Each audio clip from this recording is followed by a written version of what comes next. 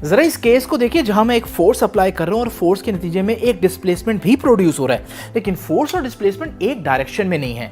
क्या इस सूरत में वर्क होगा? बिल्कुल।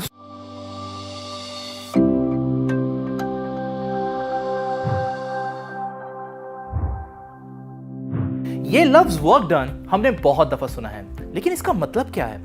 आमतौर पर इस लफ्ज के दो मतलब लिए जाते हैं, एक इसका नॉन साइंटिफिक मीनिंग और एक इसका साइंटिफिक मीनिंग।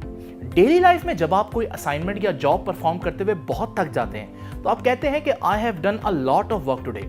लेकिन कोई शख्स अपने स्टैमिना या अपनी एक्सपर्टीज की वजह से उसी काम को जब आसानी से कर लेता है तो वो कहता है ये तो कोई काम ही नहीं था। यानी डेली लाइफ में आप कितना वर्क कर रहे हैं इस बात का ताल्लुक इससे है कि आप कितना एग्जॉस्ट हो जाते हैं या कितना थक जाते हैं। यही वजह है कि एक ही जॉब को परफॉर्म करते हुए डिफरेंट लोगों को लगता है कि वो डिफरेंट अमाउंट ऑफ वर्क कर रहे हैं। इसीलिए फिजिक्स में हम वर्क के नॉन साइंटिफिक मीनिंग की बजाय सिर्फ साइंटिफिक मीनिंग पर फोकस करते हैं, ताकि एक ही जॉब को कोई भी शख्स परफॉर्म कर ले मगर वर्क की वैल्यू एक ही रहे।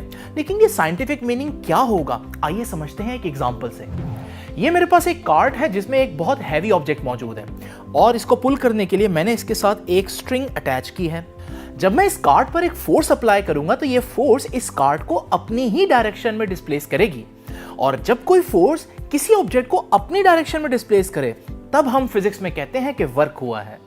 इसी तरह से इस ऑब्जेक्ट पर जब मैं एक अपवर्ड फोर्स अप्लाई करता हूं तो ये अपवर्ड फोर्स इस ऑब्जेक्ट को अपनी डायरेक्शन यानी अपवर्ड डायरेक्शन में डिस्प्लेस कर रही है, यानी इस ऑब्जेक्ट को ऊपर लेकर जाने में भी मेरा वर्क लग रहा है। तो यहां से तो हम लोगों ने ये सीखा कि वर्क डन फोर्स और उस फोर्स की डायरेक्शन में पैदा होने वाले डिस्प्लेसमेंट पर डिपेंड करता है, और मजे की बात है कि इन दोनों का प्रोडक्ट ही वर्क के बराबर होता है, और यूं ही हम वर्क को डिफाइन भी कर सकते हैं। So work done is the product of force and magnitude of displacement produced by that force in its own direction.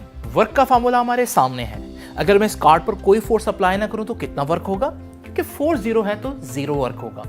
और इसी तरह से अगर इस दीवार पर मैं बहुत सी फोर्स अप्लाई करूं लेकिन ये मूव ना करे तो कितना वर्क होगा? क्योंकि डिस्प्लेसमेंट इस केस में जीरो है तो वर्क भी जीरो होगा।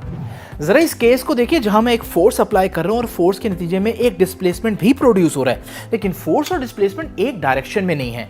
क्या इस सूरत में वर्क होगा?